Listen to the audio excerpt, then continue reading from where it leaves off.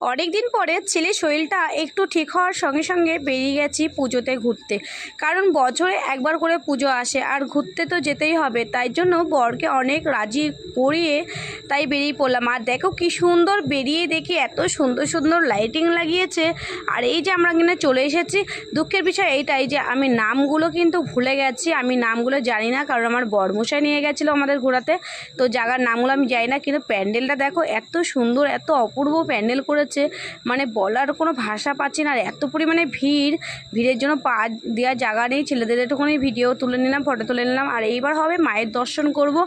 বাবা এত লাফিয়ে এত মানে ঠেলা ঠুটে খেয়ে দে মাকে দর্শন করতে পেরে যে আমার মনটা পুরো শান্তি পেল, বিশ্বাস করো আমার বন্ধুরা। মাকে দেখে চলে এসেছি মেলার দিকে একটুখানি ছেলেরা খাবার খাবে বলছে, ছোট ছেলে একটুখানি গাড়ি চড়বে, উঠিয়ে দিয়েছি, ও তো খুব খুশি। আর আমার মুডটা একটু অফ ছিল, বরমশাইয়ের সাথে একটু ঝগড়া করে নিয়েছি আমি মেলার মধ্যে।